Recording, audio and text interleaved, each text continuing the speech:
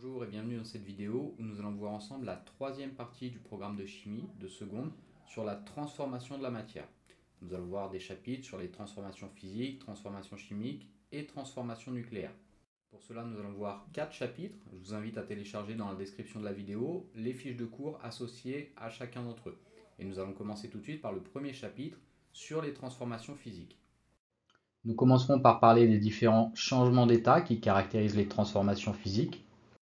Puis nous verrons ce que ces changements d'état vont impliquer au niveau atomique ou moléculaire. Puis enfin, nous nous intéresserons à l'énergie nécessaire pour que cette transformation de la matière s'effectue. Commençons déjà par une petite définition. Commençons par définir qu'est-ce qu'une transformation physique. Il s'agit d'une transformation au cours de laquelle la matière va être modifiée. Mais pourtant, les constituants de la matière, que ce soit des ions, des atomes ou des molécules, ils vont rester identiques. Nous verrons dans la deuxième partie du cours que c'est simplement leur organisation qui va changer. Individuellement, les entités, elles ne subiront pas de modification. Autrement dit, une molécule d'eau, H2O, elle va rester à l'identique même si l'état de la matière change. La molécule H2O peut être présente à l'état gazeux, à l'état solide et à l'état liquide. Donc l'exemple de l'eau est le plus parlant. Vous avez des glaçons pour caractériser l'état solide, de l'eau liquide que l'on peut voir mais qu'on ne peut pas saisir, et enfin de l'eau sous forme de vapeur qui elle est invisible comme toutes les matières que l'on retrouve à l'état gazeux. Et la matière va donc pouvoir passer d'un état à l'autre au cours de ce que l'on appellera une transformation physique. Lorsque la matière passe de l'état solide à l'état liquide, nous avons une transformation de fusion. Lorsqu'elle passe de l'état liquide à l'état gazeux, nous avons alors une transformation de vaporisation. Et enfin, même si c'est beaucoup plus rare, la matière peut passer directement de l'état solide à l'état gazeux au cours de ce que l'on appelle une sublimation. Et en réalité, il y a 6 transformations physiques à connaître pour la matière puisqu'elles peuvent s'effectuer dans les deux sens. Si on met de l'eau liquide au congélateur, on va en effet pouvoir obtenir des glaçons. Le passage de l'état liquide à l'état solide étant appelé la solidification. Celui où la vapeur retourne à l'état liquide est appelé la liquéfaction, tandis que lorsqu'un gaz retourne directement à l'état solide, on parle de condensation. Donc la matière va pouvoir se trouver sous ces 3 états différents, et ceci va en fait dépendre de la température à laquelle se trouve la matière. Lorsque la matière est la plus froide, elle va se retrouver à l'état solide. Mais si elle chauffe suffisamment, elle va passer à l'état liquide. Et si elle chauffe encore davantage, alors elle passera à l'état gazeux.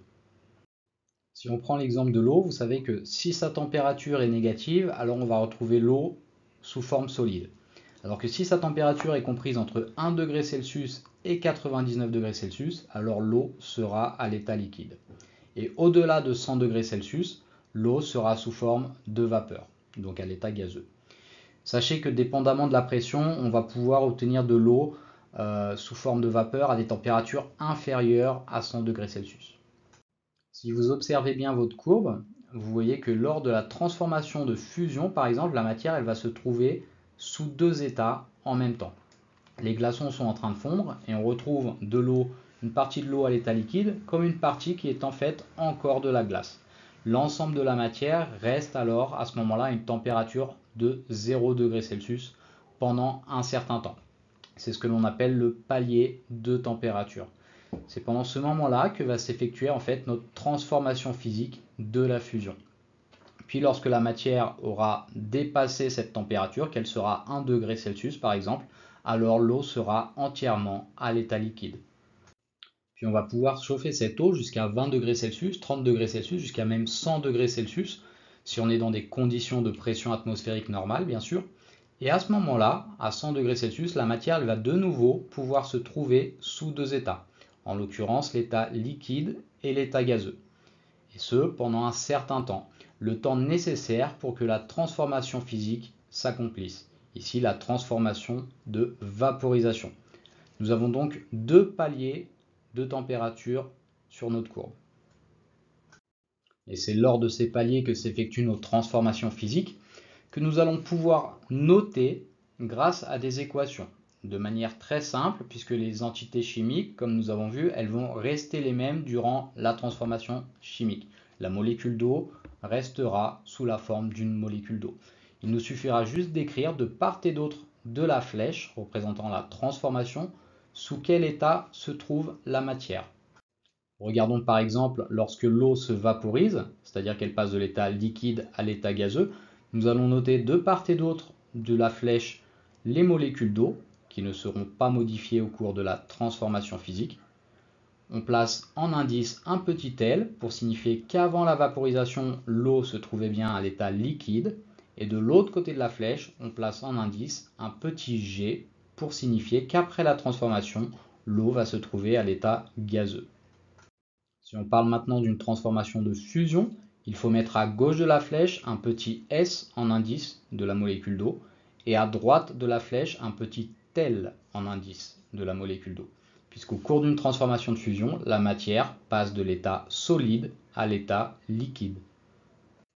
Et ceci est valable pour toute la matière. Si ce sont des molécules de saccharose qui subissent une transformation de fusion, autrement dit si on est en train de fondre du sucre, il faudra mettre de part et d'autre de la flèche représentant la transformation des molécules de saccharose et non des molécules d'eau. Et si les molécules ne changent pas au cours d'une transformation physique, qu'est-ce qui va bien pouvoir changer?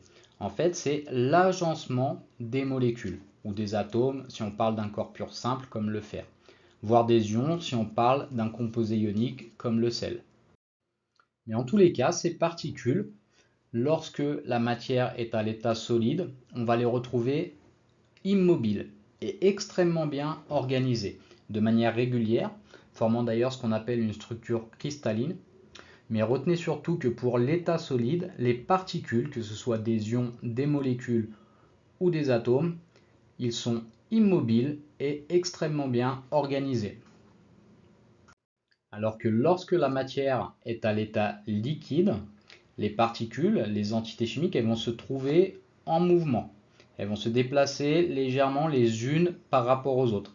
Et leur structure sera désorganisée, contrairement aux molécules présentes dans les glaçons par exemple. Pour l'état liquide, dans une goutte d'eau, les espèces chimiques, elles sont en mouvement. Les molécules d'eau sont en mouvement et elles sont désorganisées, même si elles restent liées entre elles et donc très proches les unes des autres. Par contre, si on regarde la structure d'une espèce gazeuse, on va s'apercevoir que les particules, elles sont très éloignées les unes des autres. Elles vont d'ailleurs se déplacer assez rapidement dans l'espace qui s'offre à elles et parfois se cogner. Donc pour cet état gazeux, il faut retenir que les particules, elles se déplacent rapidement et qu'elles sont éloignées.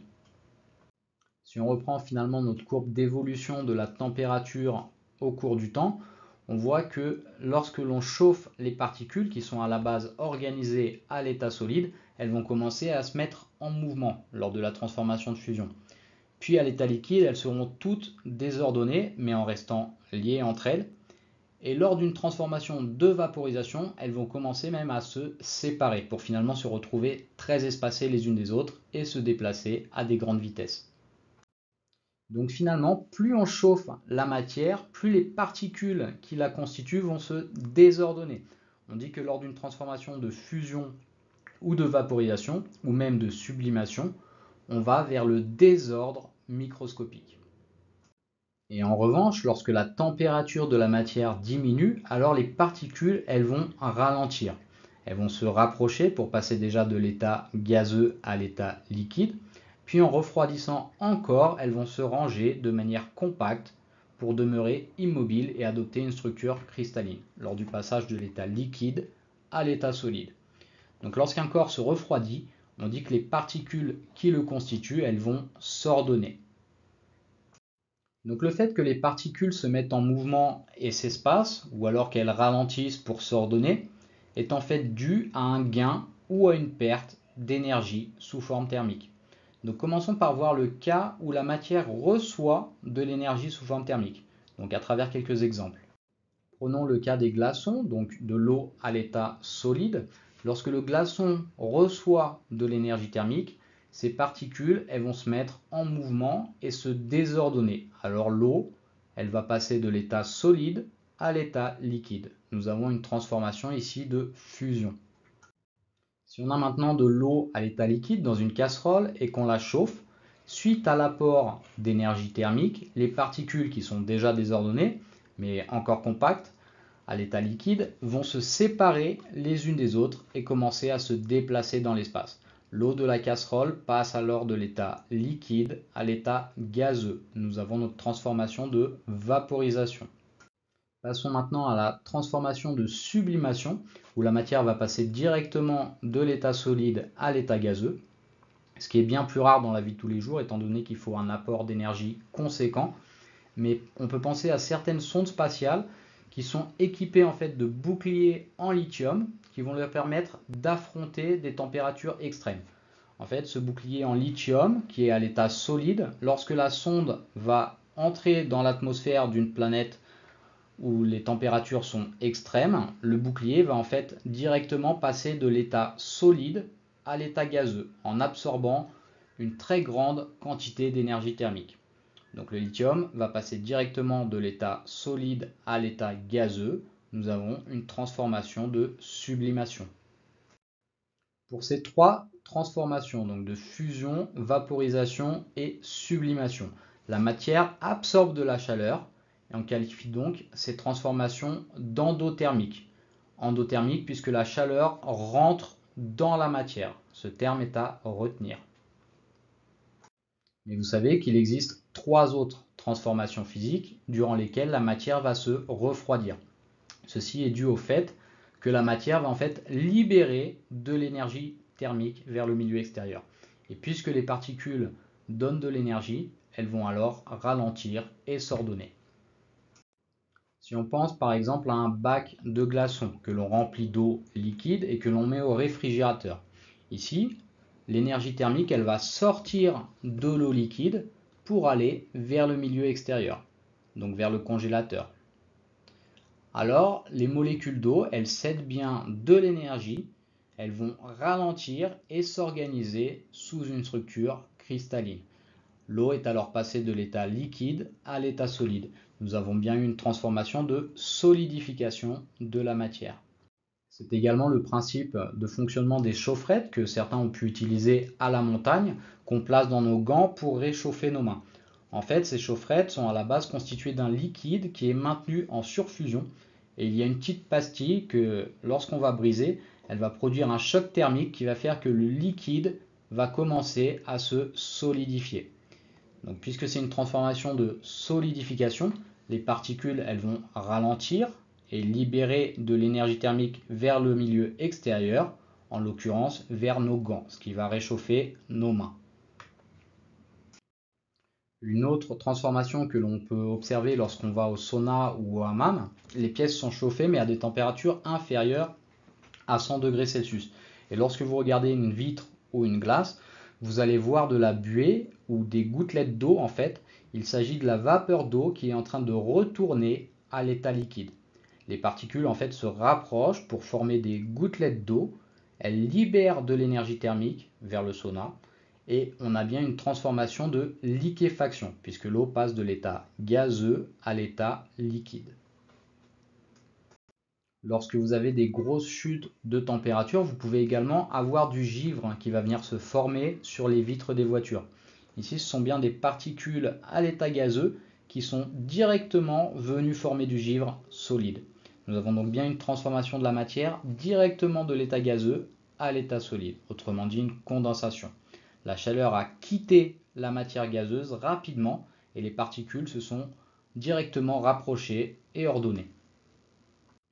Et dans ces cas-là, où la matière libère de l'énergie thermique vers le milieu extérieur, et où les particules vont ralentir, voire se figer lorsqu'on va revenir à l'état solide, on dit que les transformations sont exothermiques.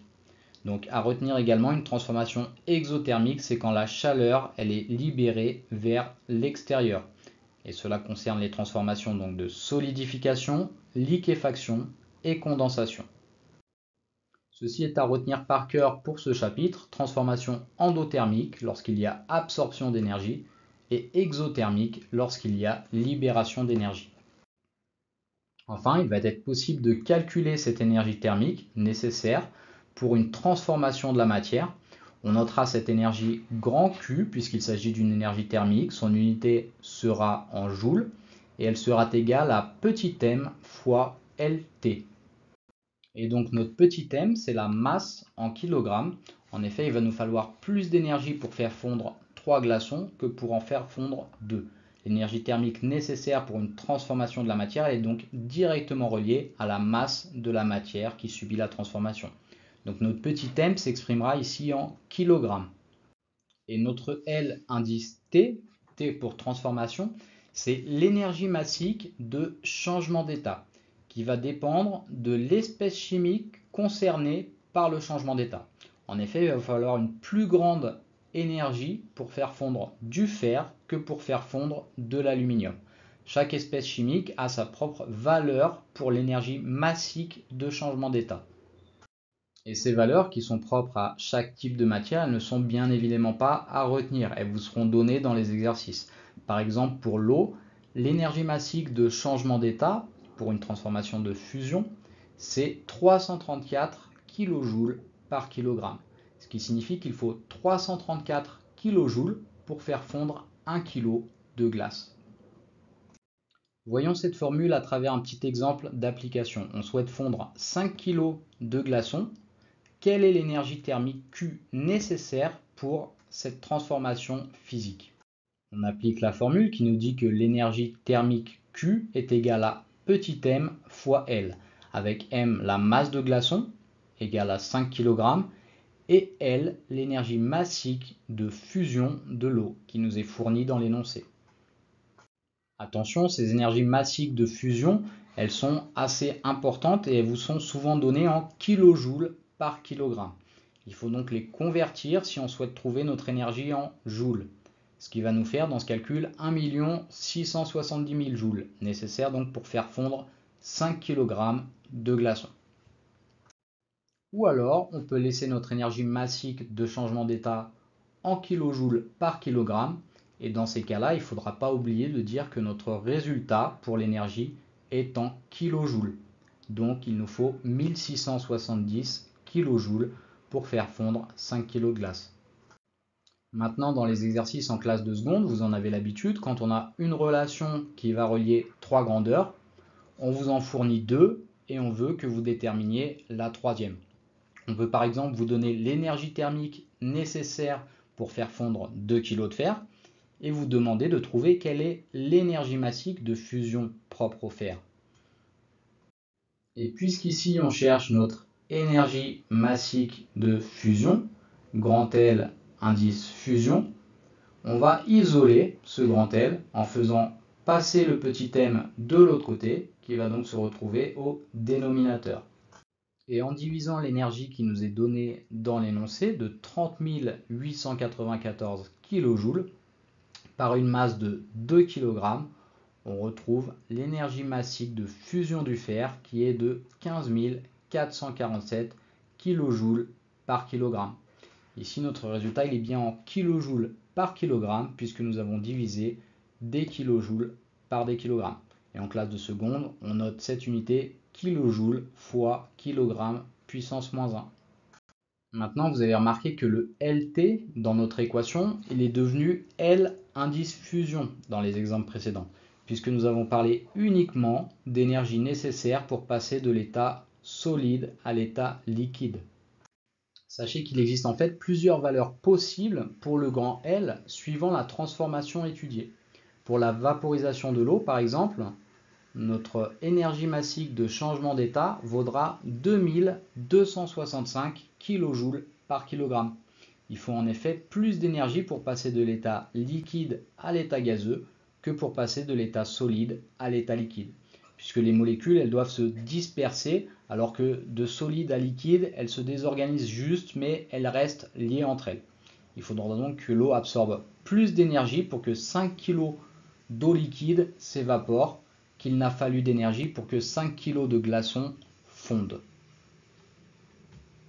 Donc ceci est valable pour toutes les espèces chimiques. Cette énergie massique de changement d'état que l'on vous donnera dans les énoncés, elle a une valeur différente en fonction du type de transformation, que vous écrirez donc soit L indice fusion si vous êtes dans le cas d'une transformation de fusion, soit L indice vaporisation si vous êtes dans le cas d'une transformation de vaporisation. Et finalement, pour chaque espèce chimique, vous aurez déjà 6 valeurs pour l'énergie massique de changement d'état, correspondant aux 6 transformations possibles. Vous avez un L fusion, un L vaporisation, un L sublimation et également un L indice solidification, liquéfaction et condensation pour les transformations exothermiques. Vous remarquez que les valeurs pour les transformations exothermiques sont en fait les valeurs opposées de celles des transformations endothermiques. En effet, le L de fusion vaut 334 kJ par kg pour l'eau, tandis que le L de solidification pour l'eau vaut moins 334 kJ par kg. Et si on regarde le L de vaporisation, toujours pour l'eau, il vaut 2265 kJ par kg, alors que le L de liquéfaction, il vaut lui moins 2265 kJ par kg. Ceci sont les valeurs pour l'eau. Terminons avec un dernier exemple. Pour l'eau, justement, si on reprend 5 kg d'eau, cette fois-ci liquide, et que l'on souhaite les congeler, on va donc vouloir passer de l'état liquide à l'état solide. Nous allons cette fois-ci utiliser donc le L indice solidification, qui vaut moins 334 kJ par kg. Nous allons donc ici calculer l'énergie que la matière doit céder pour passer de l'état liquide à l'état solide, et pour que ces particules s'ordonnent et s'organisent sous une structure cristalline, pour finalement trouver moins 1670 kJ. C'est la même quantité d'énergie que nous avions trouvée pour la fusion de 5 kg de glaçons, en valeur absolue en tout cas, puisque cette fois-ci la valeur trouvée elle est négative, étant donné que l'énergie quitte la matière. Donc retenez bien que l'énergie thermique que vous allez calculer, elle devra être positive pour des transformations endothermiques, c'est-à-dire lorsque la matière absorbe de l'énergie. Par contre, votre énergie thermique calculée, elle devra être négative pour des transformations exothermiques, lorsque la matière libère cette énergie thermique. Enfin, si on s'intéresse à la valeur absolue de cette énergie thermique calculée, elle sera la même pour deux transformations inverses. C'est-à-dire qu'il va falloir que la matière absorbe autant d'énergie pour passer de l'état solide à l'état liquide, par exemple, qu'elle ne devra en libérer pour repasser de l'état liquide à l'état solide. Et voilà qui conclut notre premier chapitre sur les transformations de la matière. Continuons donc avec un autre type de transformation de la matière, les transformations chimiques. Donc nous allons commencer par voir qu'est-ce qui va changer par rapport aux transformations physiques et nous allons définir plusieurs mots de vocabulaire et des règles essentielles que nous allons utiliser tout au long de ce chapitre. Nous verrons ensuite 5 réactions de transformation chimique qui sont au programme de seconde et nous apprendrons à bien les noter en utilisant des coefficients stoichiométriques qui sont les chiffres que vous voyez en bleu ici. Enfin, nous nous demanderons quelle est l'espèce chimique qui va venir à nous manquer en premier lorsqu'on réalise une transformation chimique. Et pour terminer, nous parlerons très rapidement de l'aspect énergétique, comme pour les transformations physiques. Lors des transformations chimiques, il y a des transferts thermiques qui vont s'effectuer. Donc dans le chapitre précédent, nous avions vu que pour les transformations physiques, ce qu'il va changer, c'est l'agencement des molécules. Les molécules d'eau, elles vont s'organiser, s'ordonner lorsque l'eau liquide va se transformer en glace. Au contraire, lorsque la glace va se transformer en eau liquide, les molécules vont se désorganiser et se mettre en mouvement. Mais quel que soit l'état physique de l'eau, les molécules elles vont rester intactes. Pour les molécules d'eau, quel que soit l'état physique de l'eau, une molécule est toujours formée de 2 atomes d'hydrogène et d'un atome d'oxygène. Maintenant, lors d'une transformation chimique, les molécules elles vont être modifiées. Nous allons avoir des molécules d'un certain type qui vont réagir avec d'autres types de molécules pour finalement, après la transformation chimique, former de nouvelles molécules qui n'étaient pas présentes au début de la réaction. Et lors d'une transformation de réaction chimique, donc, les molécules qui sont présentes initialement sont appelées les réactifs, tandis que les molécules nouvellement formées s'appelleront les produits. Ce sont deux termes à retenir. Et lorsqu'on note une équation de transformation chimique. Nous le verrons plus tard à travers plusieurs exemples. Nous notons les réactifs à gauche, une flèche au milieu pour signifier qu'il y a eu transformation, puis les produits à droite. Enfin, au cours d'une transformation chimique, il y a une loi qui doit forcément être respectée. C'est la loi de conservation de la matière, que l'on divisera en deux parties. Une première partie de cette loi de conservation de la matière, c'est que la masse doit être conservée.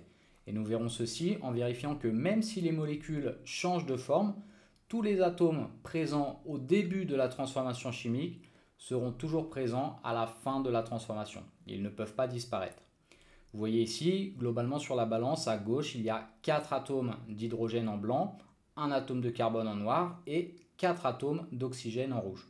Et à droite de la balance, bien que les molécules aient complètement changé, on retrouve bien 4 atomes d'hydrogène, 4 atomes d'oxygène et un seul de carbone. Et la deuxième partie de cette loi de conservation de la matière nous dit que la charge doit également être conservée au cours d'une transformation chimique. C'est-à-dire que la charge totale des réactifs doit être égale à la charge totale des produits. Si mes réactifs dans leur globalité ils sont électriquement neutres, alors mes produits ils le seront également.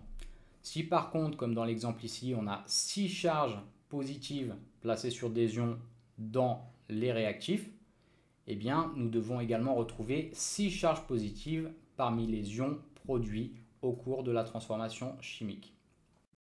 Nous allons voir tout de suite comment écrire des équations de transformation chimique à travers des exemples de transformation qui sont à connaître en classe de seconde.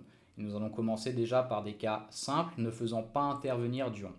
Ici, par exemple, nous avons la combustion du carbone qui se produit lorsqu'on brûle du charbon, par exemple.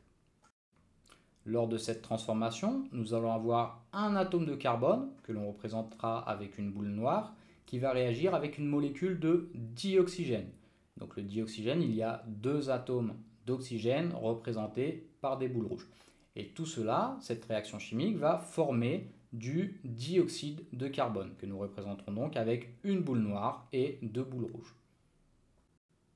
Pour écrire cette équation de transformation chimique, nous noterons à gauche de l'équation les réactifs suivants, C, le symbole du carbone, plus O2, le symbole de la molécule de dioxygène, puis à droite de l'équation, nous noterons le produit de cette transformation, à savoir le CO2, la molécule de dioxyde de carbone. Et au milieu, nous aurons bien une flèche et non un signe égal pour bien dire que nous sommes en train d'écrire une réaction de transformation. Et ce que nous devons commencer à prendre l'habitude de faire lorsqu'on écrit une équation de transformation chimique, c'est de vérifier que la loi de la conservation de la matière est bien respectée. Et nous pouvons vérifier la conservation de la masse, par exemple, en regardant quels sont les atomes présents parmi les réactifs. Ici, un atome de carbone et 2 atomes d'oxygène. Et étant donné que nous avons bien également un atome de carbone et 2 atomes d'oxygène du côté de notre produit, la masse est bien conservée. Quant à la deuxième partie de la loi de la conservation de la matière, la conservation de la charge, elle est ici très facile à vérifier puisqu'il n'y a pas d'ions parmi nos entités chimiques. En effet, nos réactifs ils sont électriquement neutres, tout comme notre produit. La charge est donc bien conservée.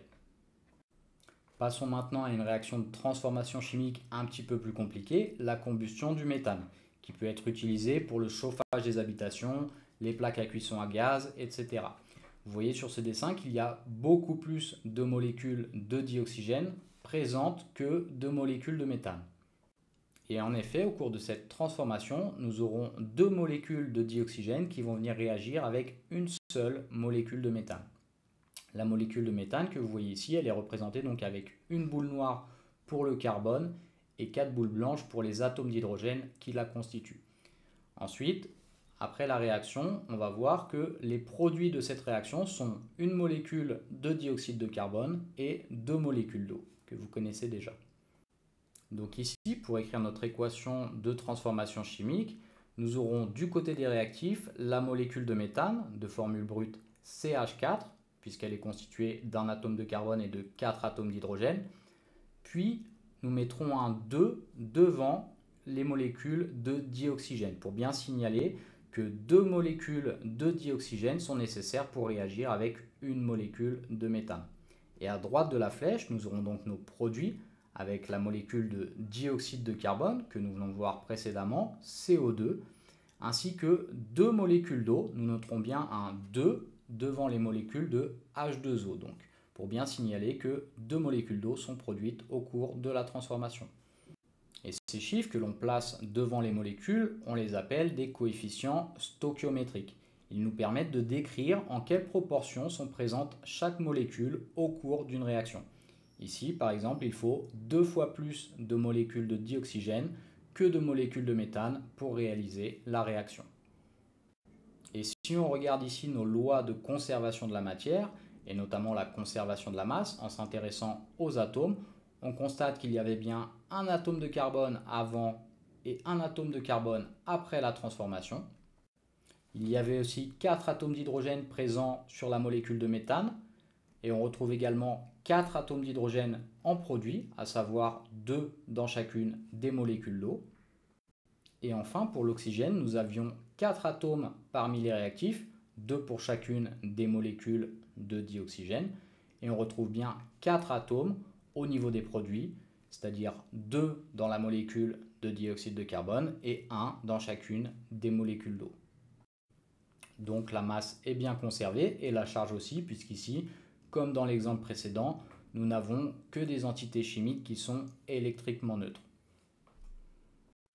Et avant d'aborder les ions et de parler un petit peu plus en détail de cette conservation de la charge, nous allons voir déjà un troisième exemple de transformation chimique à retenir à travers un petit exercice de cours. Ici, on s'intéresse à du calcaire qui peut être nettoyé avec des solutions de chlorure d'hydrogène. Donc lorsqu'on applique une solution à base de chlorure d'hydrogène sur du calcaire, il va y avoir une transformation de réaction chimique qui va retirer le calcaire et on va se retrouver avec comme produit de l'eau et du chlorure de calcium qui lui va facilement se dissoudre dans l'eau. Donc cette réaction de transformation chimique, elle s'accompagne aussi de l'émission de dioxyde de carbone. On va vous demander ici, à travers plusieurs questions ou plusieurs étapes, d'écrire l'équation de transformation chimique correspondante. La première étape est d'identifier les réactifs et les produits. Donc du côté des réactifs, nous avons le calcaire qui réagit avec le chlorure d'hydrogène. Le calcaire a pour formule brute CaCO3 puisqu'il est constitué d'un atome de calcium, d'un atome de carbone et de 3 atomes d'oxygène. Quant au chlorure d'hydrogène, il a pour formule brute HCl puisqu'il est constitué uniquement d'un atome d'hydrogène et d'un atome de chlore. À présent, du côté des produits, nous aurons la formation de molécules d'eau, H2O, de dioxyde de carbone, CO2, et de chlorure de calcium, de formule CaCl2. Donc une molécule constituée d'un atome de calcium et de 2 atomes de chlore. La deuxième étape est d'écrire l'équation de transformation. Pour cela, on met donc à gauche de la flèche les réactifs, CaCO3 plus HCl, et à droite de la flèche les produits, donc H2O plus CO2 plus CaCl2. Attention cependant, à cet instant, si on regarde les lois de conservation de la matière, et notamment la conservation de la masse, on se rend compte qu'elles ne sont pas respectées. On a bien un atome de carbone en noir de chaque côté, un atome de calcaire en bleu de chaque côté aussi. On retrouve même 3 atomes d'oxygène en rouge parmi les produits et 3 atomes d'oxygène en rouge parmi les réactifs. Cependant, si on regarde les réactifs, il n'y a qu'un seul atome d'hydrogène en blanc et un seul atome de chlore en vert. Tandis que parmi les produits, il y a 2 atomes de chlore dans la molécule de CaCl2 et 2 atomes d'hydrogène dans la molécule d'H2O. Il manque donc un atome de chaque au niveau des réactifs. Et c'est pour cela que lors d'une troisième étape, on nous demande d'ajuster l'équation de transformation chimique. Donc toujours la troisième étape, ce sera de mettre les bons coefficients stoichiométriques pour que l'équation soit équilibrée et que les lois de conservation de la matière soient bien respectées.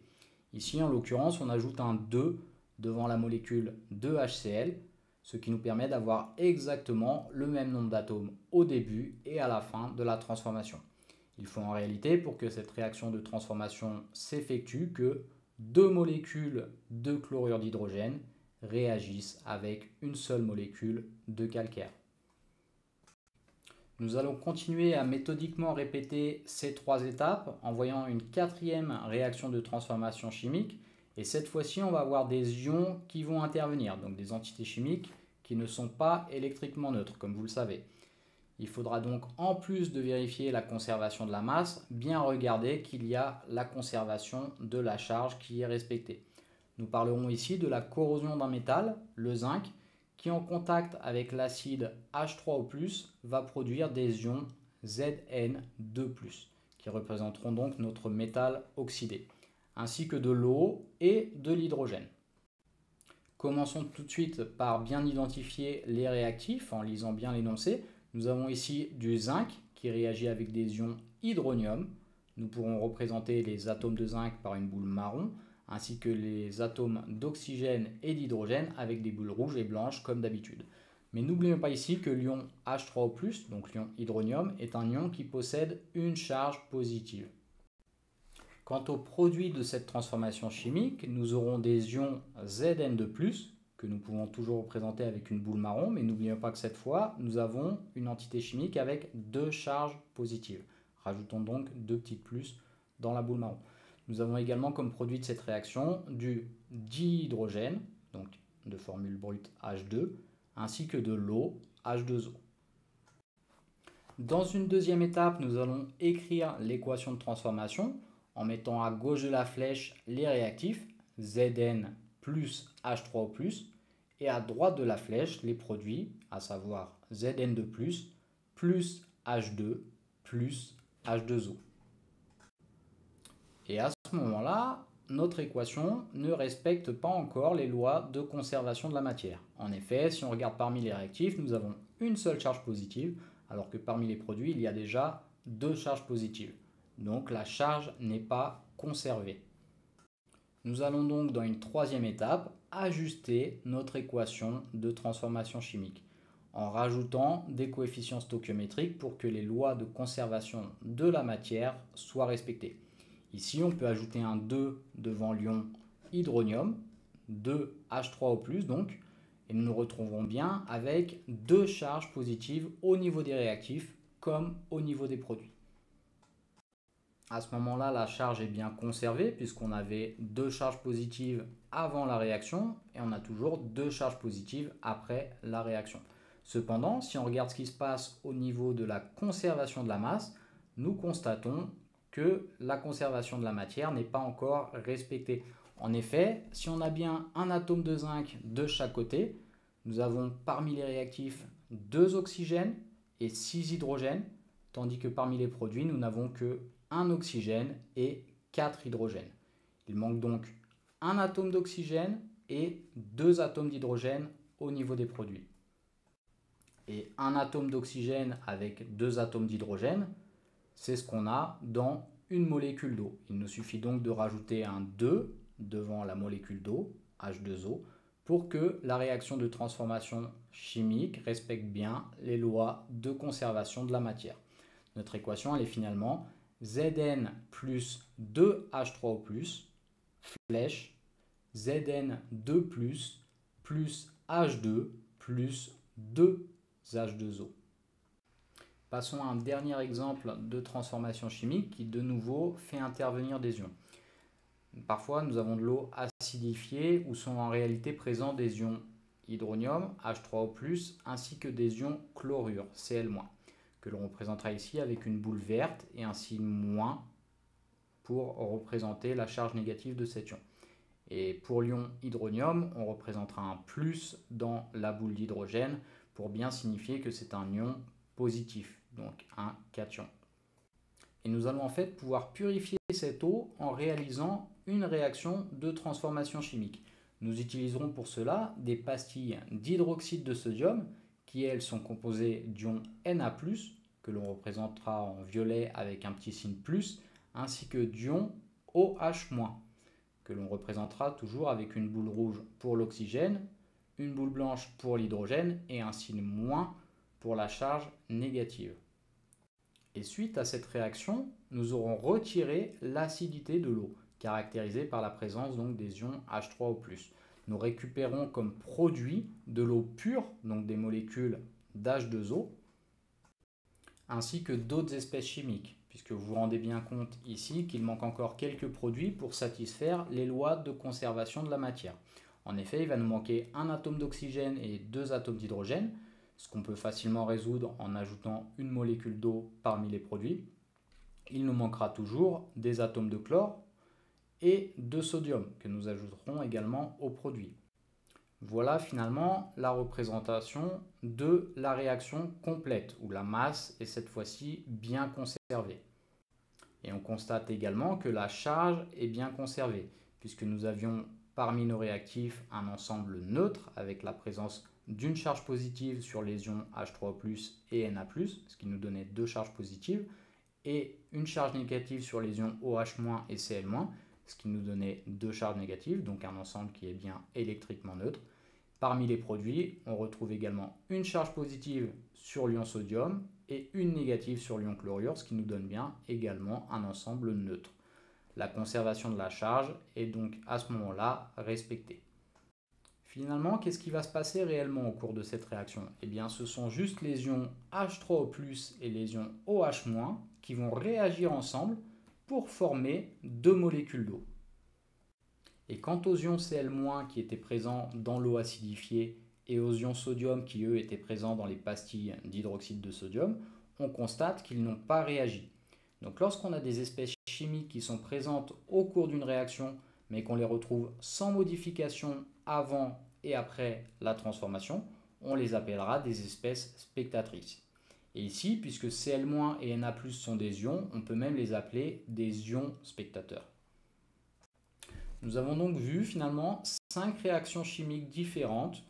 En tout cas, nous avons vu que la masse, elle doit à chaque fois être conservée, c'est-à-dire qu'il faut le même nombre d'atomes de chaque côté de l'équation, et que la charge, elle doit également être conservée, c'est-à-dire que le signe des réactifs doit être égal au signe des produits. Et dans la dernière équation de transformation, nous avons vu qu'il peut aussi y avoir des espèces spectatrices qui ne sont pas modifiées au cours de la transformation. Nous avons vu l'essentiel de ce chapitre, mais nous allons voir à présent ce qu'on appelle un réactif limitant. En effet, parmi les réactifs, il y en a un des deux qui va disparaître en premier et qu'on appellera le réactif limitant. Si nous reprenons notre exemple de réaction de purification de l'eau, nous avions 2 réactifs principaux qui étaient l'eau acidifiée, HCl, ainsi que les pastilles d'hydroxyde de sodium, NaOH.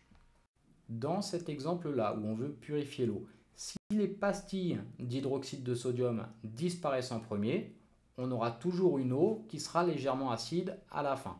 Alors, NaOH, nos pastilles d'hydroxyde de sodium, ce sera le réactif limitant. Et on dira que HCl, notre eau acidifiée, est le réactif en excès. Si par contre on arrive à retirer toute l'acidité de l'eau et qu'à la fin il nous reste des pastilles d'hydroxyde de sodium, alors ce sera HCl qui est notre réactif limitant et les pastilles d'hydroxyde de sodium, NaOH, seront elles en excès. Maintenant, le but des chimistes, ça va être de contrôler les réactions pour, dans ce cas de configuration, par exemple, ne pas gaspiller les pastilles d'hydroxyde de sodium. Si on réussit par exemple à purifier toute l'eau et que toutes les pastilles que l'on a fait réagir ont disparu, on dit que la réaction est totale. On peut aussi dire que les réactifs ont été introduits en proportion stoichiométrique.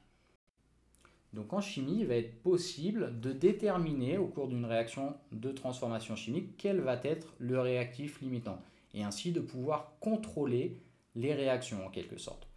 Pour ce faire, il va falloir connaître 2 choses. La quantité de matière de chacun des réactifs qu'on veut faire réagir et les coefficients stoichiométriques de l'équation de transformation. La méthode pour ce faire, pour identifier donc un réactif qui pourrait être limitant, ça va être de calculer le rapport pour ce réactif entre sa quantité de matière initiale, Ni, et son coefficient stoichiométrique. Ensuite, nous regarderons lequel des réactifs possède la plus petite valeur obtenue pour ce rapport, et ce sera lui qui sera le réactif limitant. Voyons tout de suite ceci à travers un petit exemple. Admettons qu'on veuille faire réagir 3 fois 10-2 moles de cuivre avec 4 fois 10-2 moles d'ion H+. L'équation de transformation nous est ici donnée. Cu plus 2H+, nous donnera Cu2+, plus H2. Mais lors d'un exercice, on pourrait tout à fait vous demander, dans un premier temps, de trouver cette équation de transformation en mettant les bons coefficients stoichiométriques pour que les lois de conservation de la matière soient bien respectées, comme nous l'avons vu tout à l'heure. Toujours est-il qu'une fois que vous connaissez les quantités de matière initiale de vos réactifs et les coefficients stoichiométriques de votre équation de transformation, vous pouvez calculer vos rapports Ni sur petit a c'est le coefficient stoichiométrique, et il faut le faire pour chacun des réactifs. Commençons par exemple par les ions H+, puisque nous en faisons réagir 4,0 fois 10 puissance moins 2 mol, notre quantité de matière initiale est 4 fois 10 moins 2, que l'on divise par le coefficient stoichiométrique des ions H+, qui est de 2, comme on le voit dans l'équation de transformation chimique qui est écrite ici. Notre rapport pour les ions H+, il vaut donc finalement 2 fois 10 moins 2. Passons à présent au cuivre, dont la quantité de matière initiale que l'on veut faire réagir est de 3 fois 10 moins 2 mol. Nous divisons ce nombre par 1, étant donné qu'il n'y a pas de coefficient stoichiométrique visible dans l'équation devant le cuivre. Ce qui signifie bien qu'il y a un seul atome de cuivre qui va venir réagir avec 2 ions H+. Donc le coefficient stoichiométrique du cuivre, il est bien égal à 1. Et le rapport calculé pour le cuivre, il vaut finalement 3 fois 10 moins 2. 3 fois 10 moins 2 étant supérieur à 2 fois 10 moins 2, ce sont donc les ions H+, qui ont le plus petit rapport, Ni sur A, et par conséquent, ils sont réactifs limitants. Le cuivre est quant à lui le réactif en excès. Pour résumer, nous avons vu qu'il est possible de déterminer quel va être le réactif limitant en calculant le rapport Ni sur A. Le réactif limitant, ça va dépendre de deux choses. Ça va dépendre non seulement des quantités de matière initiale, mais aussi des coefficients stoichiométriques, qu'on note petit a ici, se trouvant dans l'équation de transformation. Donc le réactif qui a le plus petit rapport, ce sera celui qui sera le réactif limitant. Et le réactif ou les réactifs qui ont les plus grands rapports, pour Ni sur A, seront les réactifs en excès. Remarquons que si les rapports sont égaux pour chacun des réactifs, alors cela veut dire que les réactifs sont présents en proportion stoichiométrique. La réaction sera totale. Elle est donc bien contrôlée si les rapports Ni sur A sont égaux pour chacun des réactifs.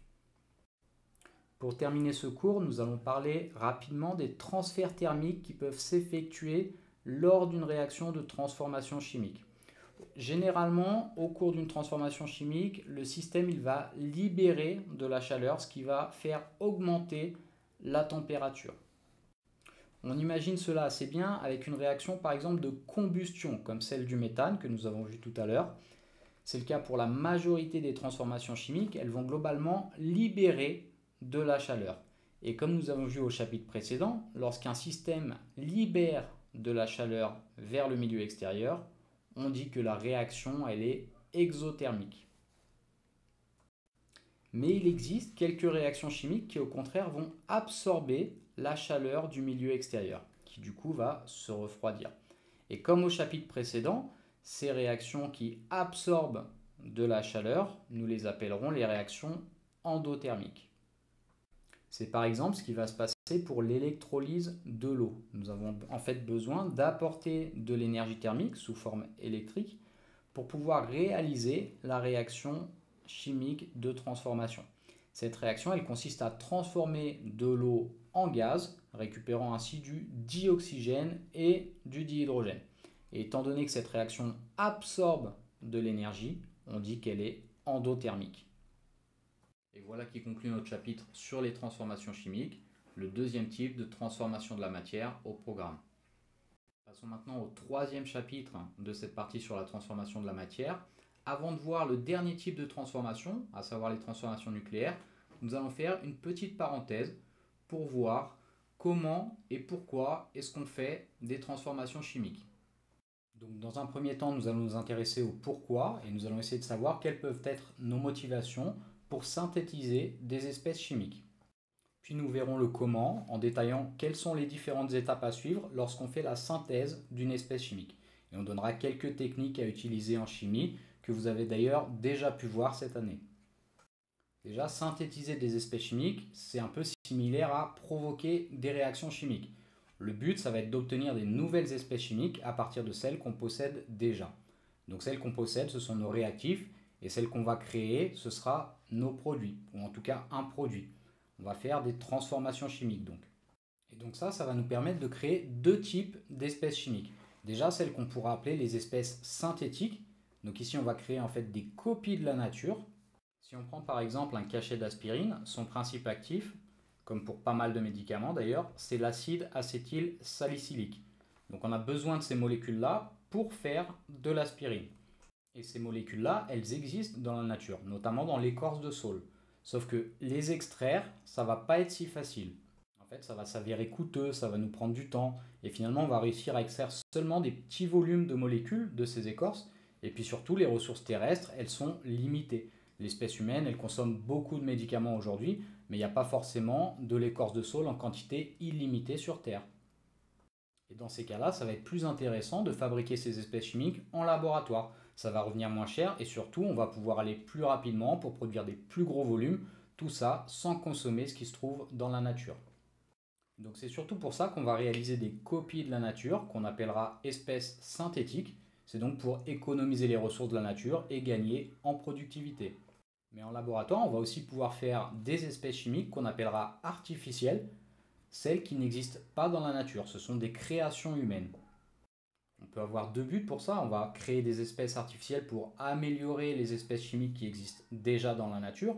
Par exemple, vous pouvez voir sur les yaourts l'inscription arôme artificiel.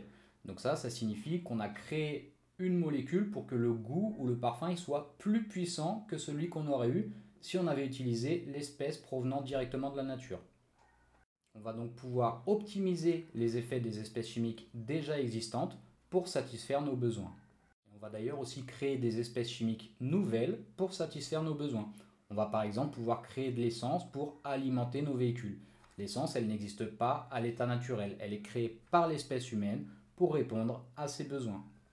Donc ceci, ce sera fait en prélevant des espèces chimiques qui existent dans la nature. Et dans le cas de l'essence, on va utiliser du pétrole, l'extraire de la nature pour pouvoir ensuite créer de l'essence. Voilà un petit peu les deux types d'espèces chimiques dont on fait la synthèse. Soit elles existent déjà dans la nature et on les appellera les espèces synthétiques, soit elles n'existent pas dans la nature et alors on les appellera les espèces artificielles. Et alors la synthèse des espèces chimiques, on va la réaliser dans différents types d'industries. Par exemple, on peut avoir l'industrie de la chimie lourde. On va généralement prélever une matière première plus facilement et on va pouvoir produire des volumes très élevés. Ici, on parle typiquement de la production d'essence, de tout ce qui est plastique aussi, qu'on utilise beaucoup et qui est fabriqué à partir du pétrole, que l'on fabrique donc en très grande quantité également. On est là aussi dans la chimie lourde. Et on peut aussi penser à l'industrie de la chimie fine. Alors là, c'est des matières qui sont plus difficiles à extraire. On va travailler plus minutieusement et on va finalement produire des quantités plus faibles. Ici, on peut penser à des laboratoires où on va faire des transformations chimiques plus précises pour produire notamment des médicaments, des cosmétiques, du parfum, etc. Et enfin, pour arriver au produit final, on va suivre un certain nombre d'étapes, quelle que soit l'industrie. Parfois, on va en réalité réaliser un bon nombre de transformations chimiques successives avant d'arriver au produit final. Et l'ensemble de ces étapes qu'on va suivre, on appellera ça un process dans l'industrie de la chimie lourde, alors que dans la chimie fine, on appellera ça une recette. Mais bon, c'est un peu la même chose, ce sont deux mots différents qui ont finalement la même signification, et nous d'ailleurs, au lycée, on va appeler ça un protocole en chimie. Et même lorsqu'il n'y a qu'une seule transformation chimique à réaliser, on va quand même devoir suivre un certain nombre d'étapes, donc un protocole. Et alors déjà, si on ne dispose pas des réactifs que l'on souhaite faire réagir entre eux, il va falloir aller les prélever ou les extraire dans la nature. Et à ce moment-là, on va pouvoir réaliser la première étape vraiment du protocole de synthèse d'une espèce chimique, à savoir la transformation, donc, dont on a déjà parlé dans le chapitre précédent. vous savez qu'on va devoir faire réagir des réactifs entre eux pour obtenir notre produit de synthèse. Et d'ailleurs, parfois, on obtiendra d'autres produits également. Et on va donc placer l'ensemble de nos réactifs dans un ballon. Lorsqu'on réalise une transformation chimique, on parlera de mélange réactionnel, puisque nous allons avoir des produits qui vont apparaître peu à peu dans le ballon. Et en tout cas, on va placer notre ballon contenant notre mélange réactionnel sur un chauffe-ballon. Donc ce chauffe-ballon, il est très important puisqu'il va nous permettre de contrôler la réaction. En effet, on va pouvoir augmenter la température du mélange réactionnel pour pouvoir accélérer la transformation.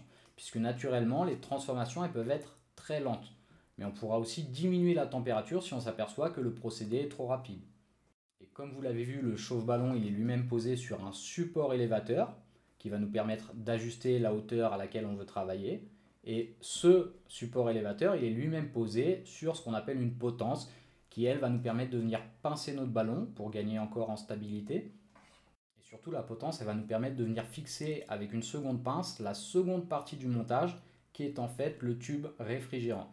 Donc ici, il s'agit d'un dispositif où on va simplement faire circuler de l'eau froide en connectant un premier tuyau à une extrémité du tube et un second tuyau à l'autre extrémité. Donc l'eau elle circule en permanence dans le tube réfrigérant et reste froide. Et alors le tube réfrigérant, lui, sa fonction c'est de piéger les vapeurs des réactifs ou des produits pour les refroidir. Ça va permettre en fait d'éviter les pertes de produits ou de réactifs au cours de la réaction de transformation chimique. Donc voilà un peu pour le chauffage à reflux, qui est la technique la plus utilisée en chimie pour provoquer et contrôler des réactions de transformation chimique. Le montage de cette technique, il est à retenir. Et retenez bien le rôle du chauffe-ballon, qui est d'accélérer les transformations chimiques en augmentant la température du mélange réactionnel. Et aussi le rôle du tube réfrigérant, qui permet lui d'éviter les pertes par ébullition, que ce soit des réactifs ou des produits. Ils sont donc refroidis et retombent dans le ballon. Et juste une remarque pour terminer sur le chauffage à reflux. Généralement, on va disposer des grains de pierre ponce dans le fond du ballon pour réguler l'ébullition. Donc ça va nous permettre d'éviter d'avoir des grosses bulles dans notre mélange ou d'avoir une ébullition qui s'emballe trop rapidement. Et lorsque notre transformation chimique elle est terminée, on peut passer à la seconde étape du protocole de synthèse de l'espèce chimique, qui est cette fois-ci le traitement. Donc ça peut être la troisième étape si on considère qu'on a d'abord dû extraire les matières premières, les réactifs, dans la nature avant de faire la transformation.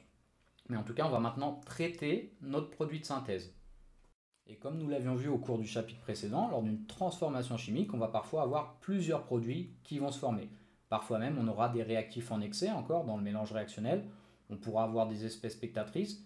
Bref, la seconde étape de la synthèse d'une espèce chimique, celle du traitement, en fait, elle va consister à isoler ou à extraire du mélange réactionnel le produit qui nous intéresse.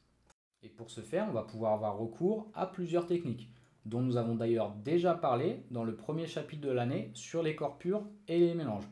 Donc si on est en présence d'un mélange solide-liquide, on va simplement pouvoir avoir recours à la filtration pour séparer notre espèce solide de notre espèce liquide. Pour cela, il va nous suffire de déposer notre mélange réactionnel dans un entonnoir où on a préalablement placé un filtre et on va récupérer ensuite uniquement la partie liquide du mélange que l'on appellera le filtrat, si c'est bien la partie qui nous intéresse. Maintenant, on peut aussi supposer que c'est la partie solide issue de notre transformation chimique que l'on souhaite récupérer et dans ce cas-là, on va récupérer ce qu'on appelle le résidu. D'ailleurs, ça peut être aussi intéressant de récupérer les deux, le filtrat et le résidu. Et on pourra également réaliser ce qu'on appelle des filtrations sous vide, mais là c'est un petit peu plus compliqué. On va devoir utiliser une pompe pour faire le vide au moment de notre filtrage dans notre récipient. Et c'est généralement plus efficace pour bien séparer les composants du mélange, et tout ceci plus rapidement. Et suite à la filtration, si c'est le filtrat qui nous intéresse, il peut encore être composé de plusieurs espèces chimiques, dont le produit souhaité. Et même d'ailleurs, lorsqu'on fait une transformation, on n'obtient parfois que des espèces liquides. On a donc dans notre mélange réactionnel plusieurs liquides et on veut en extraire un seul. Donc là, on va devoir procéder à une extraction.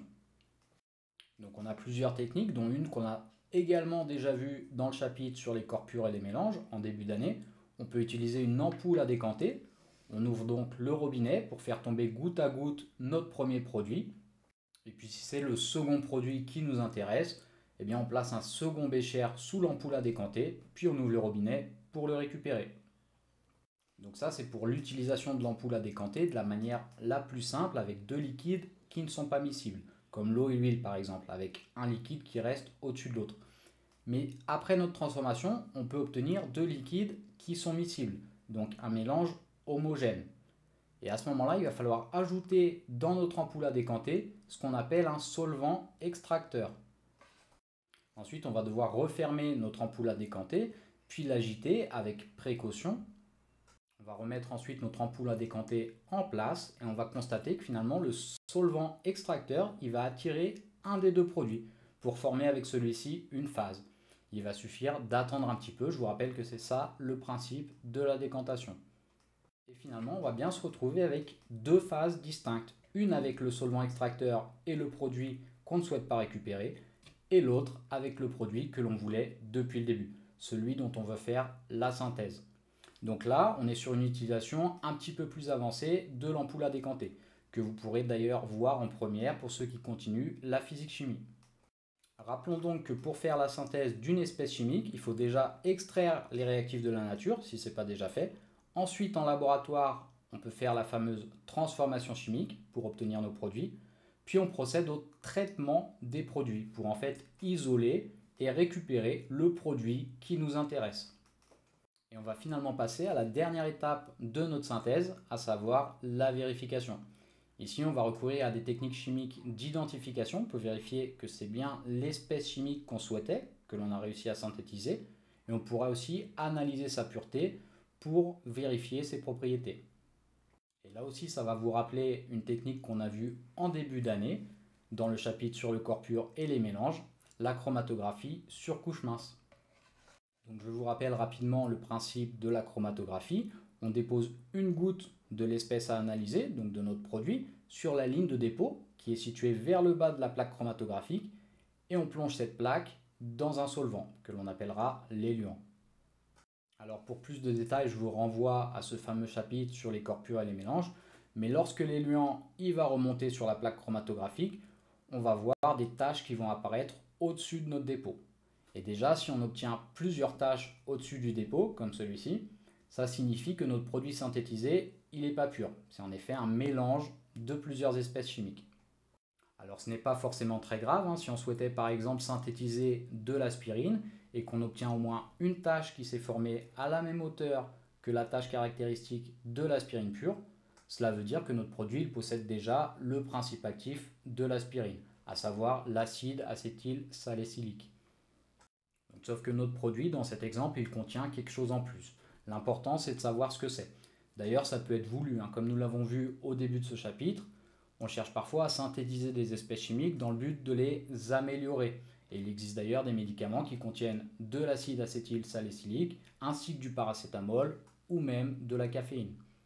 Mais en tout cas, lorsqu'on fait une chromatographie sur couche mince, généralement, on place plusieurs dépôts sur notre ligne de dépôt, justement pour pouvoir comparer l'espèce que l'on vient de synthétiser avec des espèces que l'on connaît. Tout en sachant que si deux dépôts forment une tache à la même hauteur, ça signifie qu'ils contiennent la même espèce chimique. Mais ça, vous le savez déjà, puisque vous connaissez le principe de fonctionnement de la chromatographie sur couche mince depuis que vous avez étudié ce fameux chapitre sur les corps purs et les mélanges.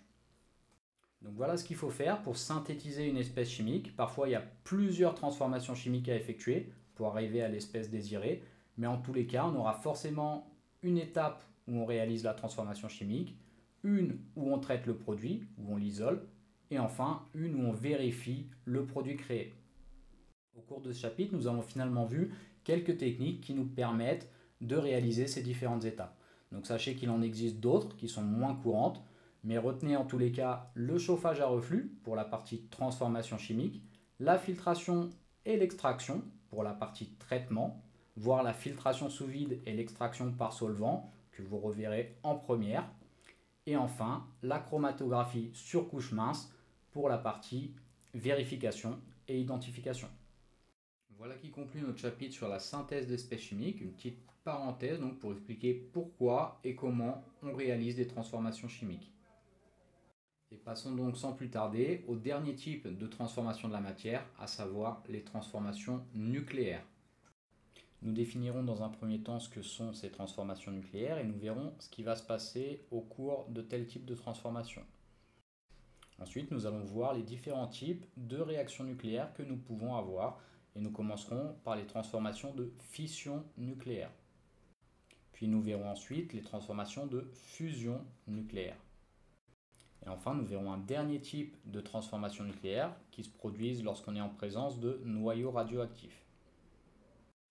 Nous avions donc vu lors des chapitres précédents que lors des transformations physiques, les molécules, elles restent intactes et seule leur organisation dans l'espace va se modifier. Par contre, lors des transformations chimiques, les molécules elles-mêmes, elles sont modifiées. Il y a certains atomes qui quittent les molécules initiales pour aller former des nouvelles molécules. Mais les atomes, eux, restent intacts. Et pour les transformations nucléaires, ce sont en fait les atomes eux-mêmes qui vont être modifiés. Et plus précisément leur noyau qui va perdre ou gagner des protons. Nucléus signifiant en effet noyau en latin. Et c'est pour cela que pour ce chapitre, il va bien falloir être au point sur l'écriture symbolique des atomes, que nous avions vu justement dans le chapitre sur le noyau des atomes, dans la partie modélisation de la matière. Et nous allons continuer à faire quelques rappels de ce que nous avions vu dans ce chapitre. Donc, pour commencer dans l'écriture symbolique, je vous rappelle que la grande lettre représente le symbole de l'atome. Ici, c'est un X pour l'exemple, mais pour un atome de carbone, ce serait un grand C, pour un atome d'oxygène, ce serait un grand O, etc. Quant à la lettre Z, en bas à gauche, elle va nous indiquer directement combien il y a de protons dans le noyau. On appelle cela le numéro atomique. Donc c'est d'ailleurs le numéro que vous voyez apparaître à côté des atomes dans le tableau périodique. Et enfin, la lettre A, en haut à gauche, je vous rappelle qu'elle ne donne pas directement le nombre de neutrons, puisque c'est en fait le nombre de masses, autrement dit la quantité totale de particules présentes dans le noyau, qui vont donner au noyau une certaine masse. Il s'agit donc du nombre en fait de nucléons, soit les neutrons plus les protons.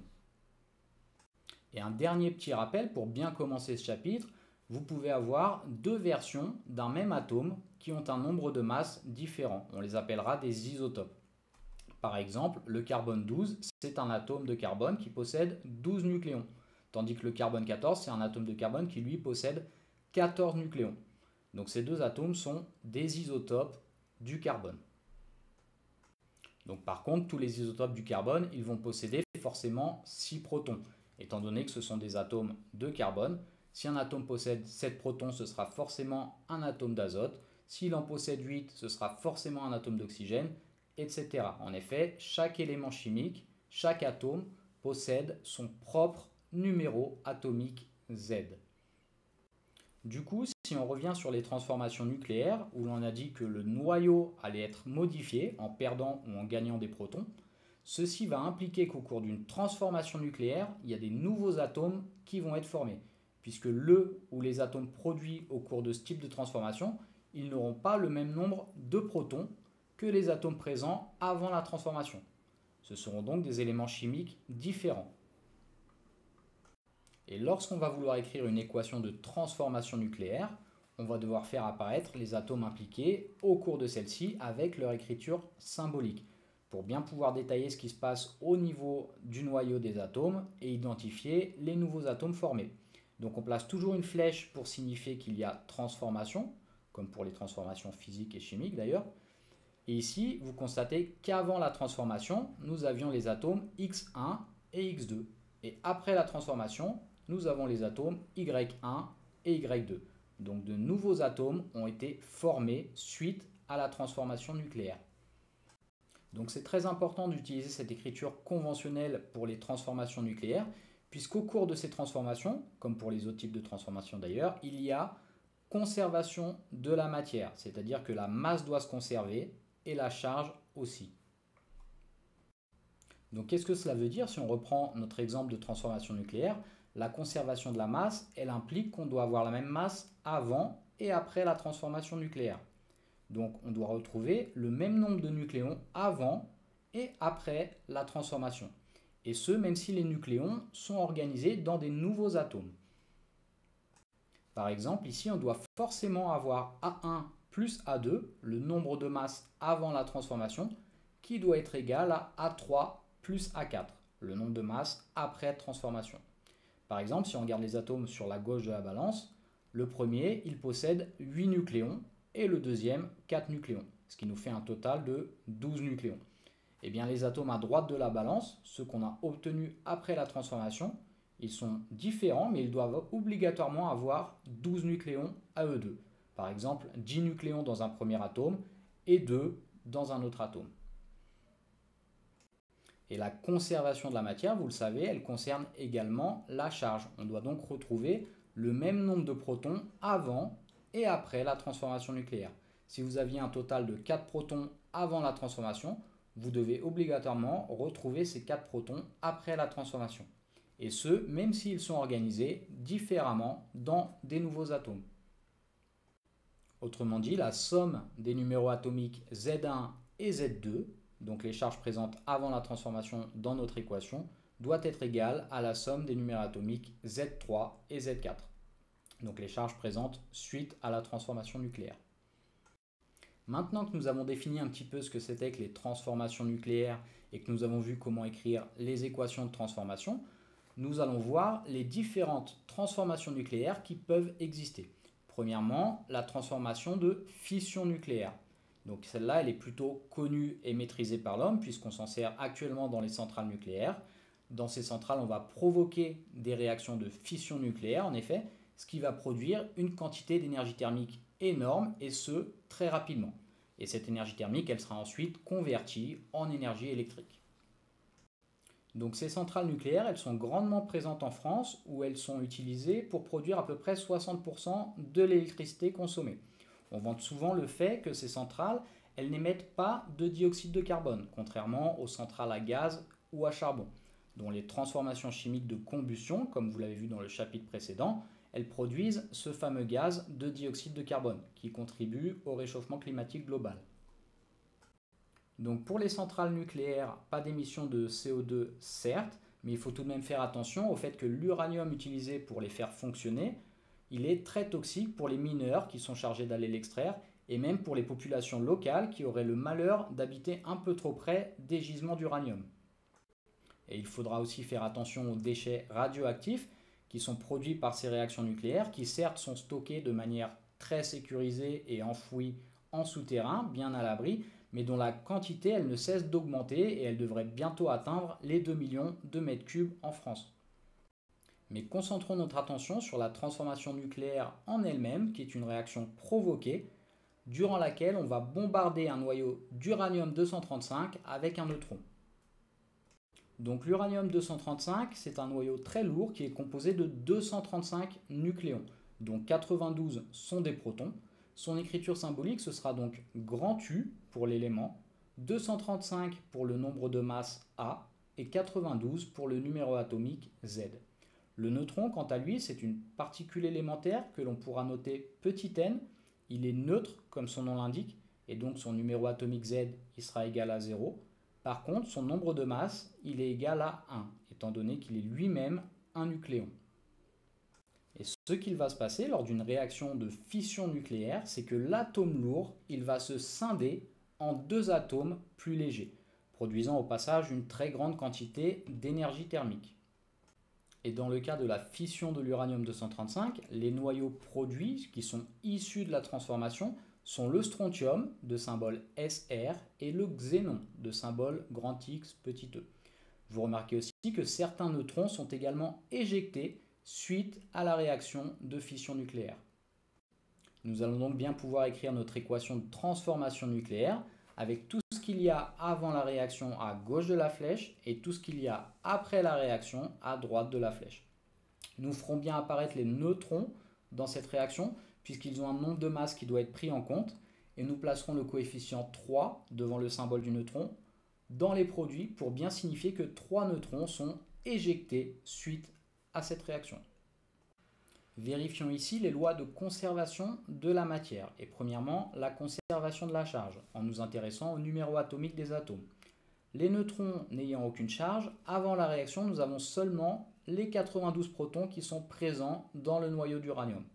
Et après la réaction, nous avons les 38 protons du strontium ainsi que les 54 protons du xénon, ce qui nous fait bien un total de 92 protons également suite à la réaction nucléaire. Donc la conservation de la charge, elle est bien respectée.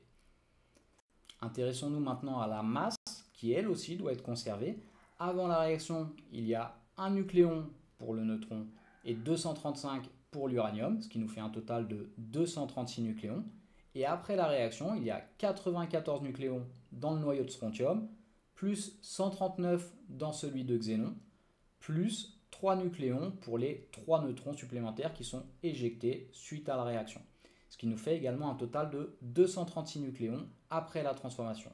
Donc la conservation de la masse, elle est également respectée.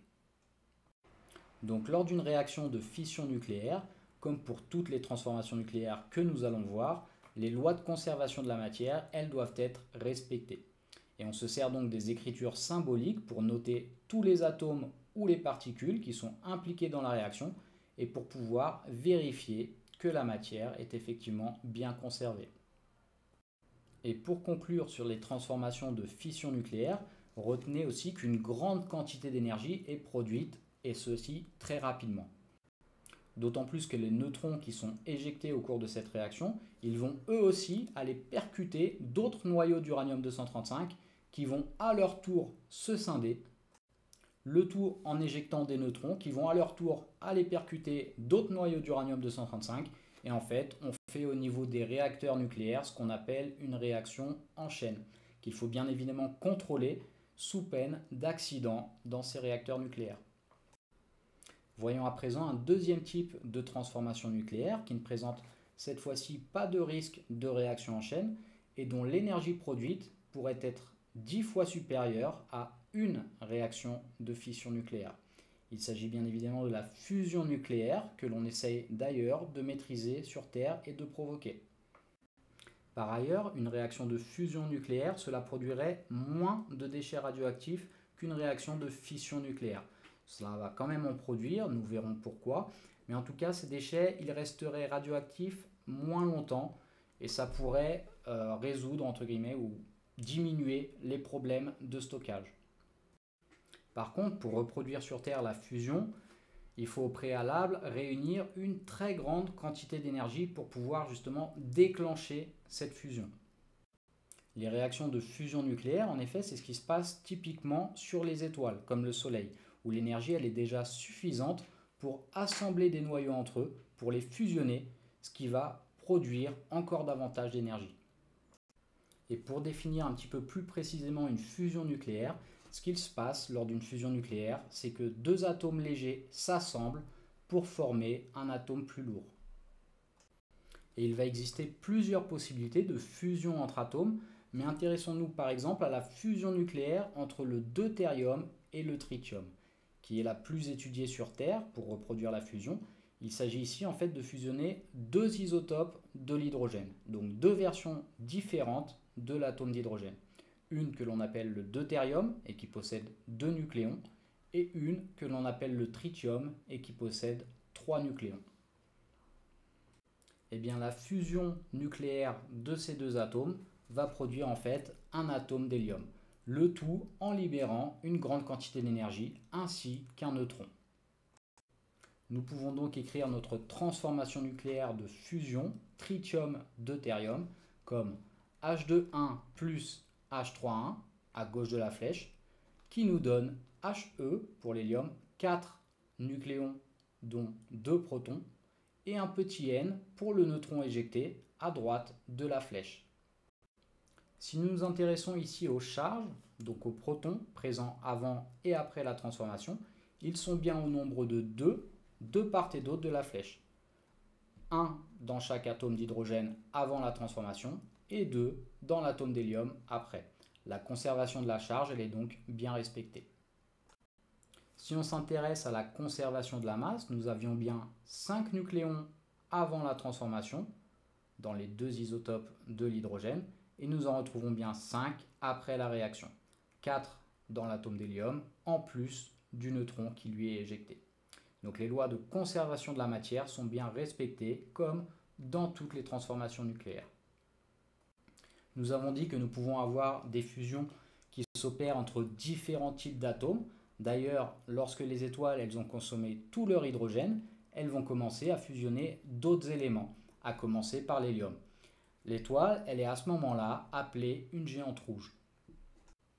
Ici encore, si on s'intéresse aux lois de conservation de la matière et qu'on regarde d'abord les Z de l'écriture symbolique des atomes, ou bien les numéros atomiques, on constate qu'il y a 4 protons avant la réaction dans les noyaux d'hélium et 4 après dans le nouvel élément formé, le beryllium.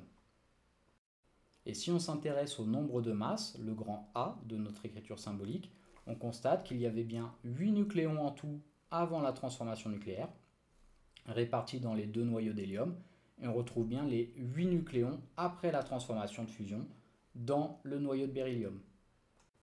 Donc il y a encore pas mal de fusions possibles qui vont continuer de se produire sur les étoiles jusqu'à la fin de leur vie et jusqu'à leur explosion, possiblement en supernova, ce que vous verrez en enseignement scientifique l'année prochaine. Mais dans notre chapitre de seconde, on s'intéressera surtout aux équations de transformation nucléaire de différents types et à la conservation de la matière. Et revenons d'ailleurs sur Terre avec la réaction de fusion entre le deutérium et le tritium qui se produit actuellement sur le Soleil, qui est une étoile relativement jeune, et que l'on aimerait bien importer, provoquer sur Terre pour pouvoir produire des grandes quantités d'énergie. Dans l'équation de cette réaction de fusion, nous avions vu que le produit était un noyau d'hélium, un gaz inerte, pas franchement dangereux, mais il y a aussi surtout un neutron qui va être éjecté. Et en réalité, dans un réacteur, on va produire énormément de fusion nucléaire. Ce sont finalement des milliards de neutrons qui vont être éjectés et qui vont aller rencontrer la matière pour en fin de compte la rendre radioactive. Toute la matière, elle est constituée d'atomes. Et lorsque certains d'entre eux vont récupérer des neutrons, ils vont devenir instables et donc radioactifs. Passons donc à la dernière partie de ce cours sur la radioactivité. Donc la radioactivité en soi, c'est quelque chose qui existe à l'état naturel. Il y a en effet certains isotopes, donc certaines versions d'atomes, qui sont moins stables que d'autres et qui avec le temps vont se désintégrer. En général, ça va d'ailleurs concerner des isotopes qui sont trop lourds, notamment parce qu'ils ont un excès de neutrons. On parlera ici de transformation spontanée lorsqu'un noyau, que l'on dira noyau père, se désintégrera pour donner un noyau fils plus stable. Et c'est typiquement ce qui va se passer avec l'isotope 14 du carbone, donc de manière naturelle. C'est un atome qui va avoir une certaine chance de se désintégrer au cours du temps. C'est calculable statistiquement et d'ailleurs il est possible de connaître l'âge de la matière organique en fonction du nombre de carbone 14 qui se sont déjà désintégrés ou non. Mais du coup, pourquoi les atomes de carbone 14 vont se désintégrer spontanément au fil du temps? Eh bien justement parce que ce sont des atomes trop lourds par rapport aux autres isotopes. On dit qu'ils possèdent un excès de neutrons. Et ce qu'il va se passer en fait au cours de la désintégration du carbone 14 par exemple, c'est qu'un des neutrons va devenir un proton pour que le noyau soit plus équilibré et gagne en stabilité. Sauf que ce qui va se passer si un noyau gagne un proton, eh bien il ne s'agira plus du même élément. L'atome de carbone 14 sera finalement devenu un atome d'azote 14. Et pour rester électriquement neutre, l'atome il va également émettre un électron. Il n'y en avait que 6 dans l'atome de carbone et il en faut maintenant 7 pour que l'azote soit neutre, vu que l'azote a 7 protons. Donc un électron, c'est une particule de masse négligeable par rapport au nucléon. Donc on mettra son nombre de masse A comme 0 et sa charge elle est négative. Donc on notera bien moins 1 pour le numéro atomique Z de la particule électron. Et donc ces désintégrations radioactives où il y a l'émission d'une particule, elles vont s'accompagner de rayonnements radioactifs sous forme de rayons X ou gamma.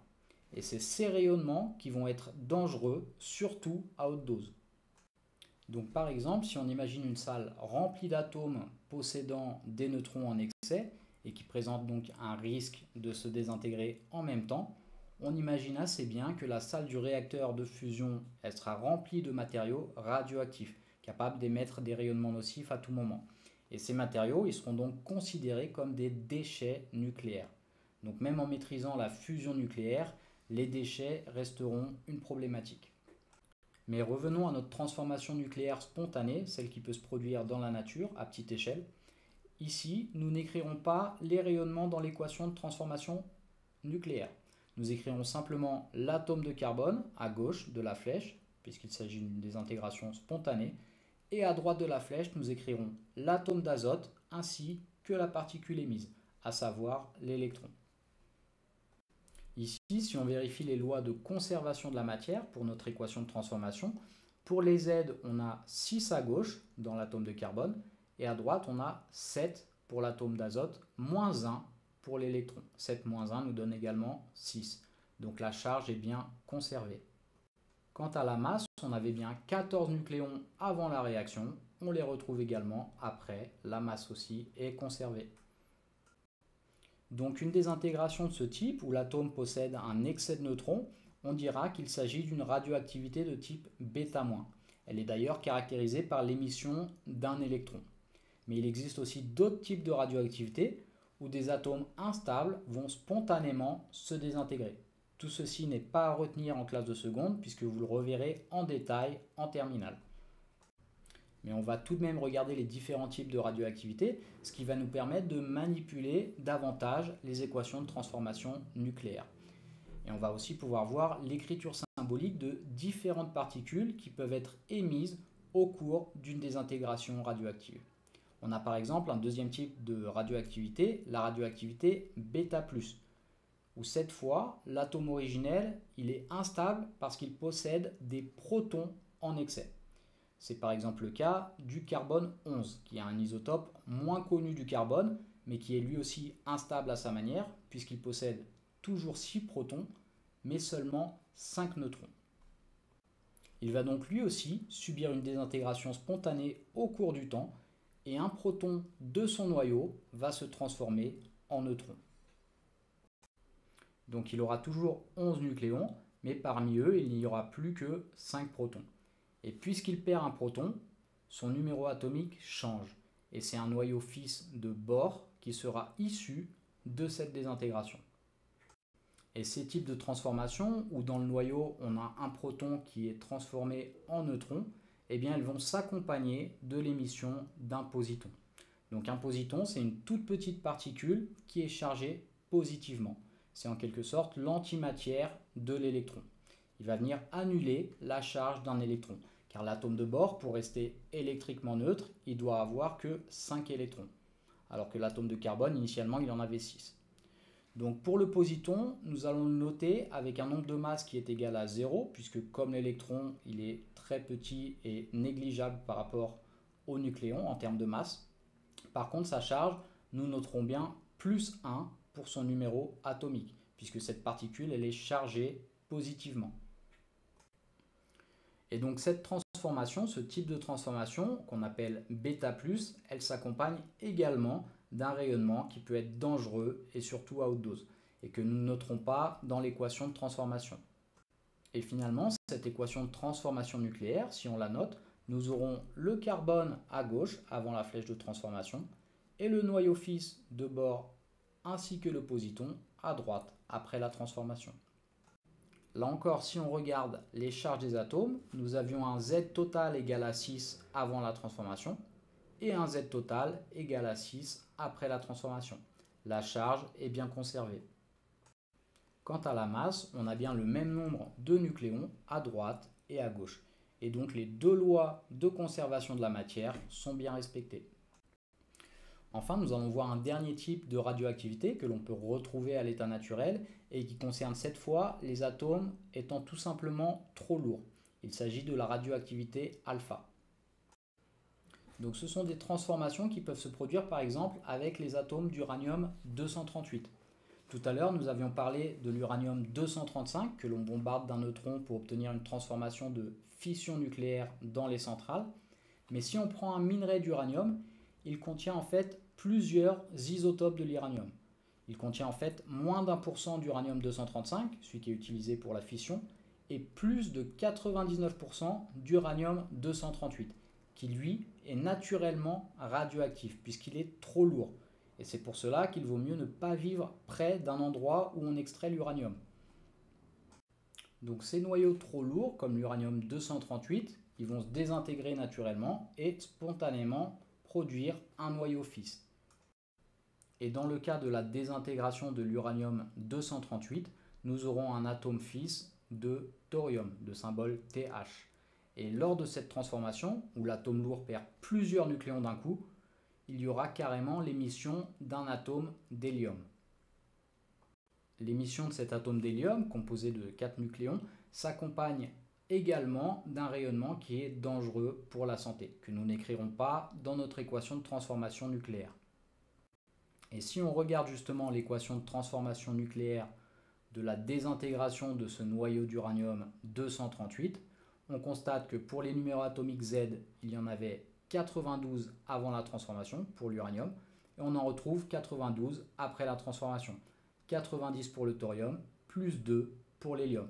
La charge est donc bien conservée comme d'habitude. Et si on regarde les nucléons, donc le nombre de masses, A, nous avions 238 pour l'uranium à gauche, nous avons 234 pour le thorium, plus 4 pour l'hélium à droite, ce qui nous fait bien 238 également. Les lois de conservation de la matière sont bien respectées. Nous avons donc vu les 3 types de radioactivité, β- avec l'émission d'un électron, β+ avec l'émission d'un positon, et alpha avec l'émission d'un noyau d'hélium. Ces transformations spontanées, elles ne sont pas à retenir en classe de seconde, d'autant plus que vous les reverrez plus en détail dans les classes supérieures, mais retenez qu'il existe en plus des réactions de fission et de fusion nucléaire, d'autres transformations nucléaires qui peuvent se produire spontanément, et ceci donc à l'état naturel. Voilà qui conclut donc notre chapitre sur les transformations nucléaires et par la même occasion la partie du programme de seconde sur les transformations de la matière.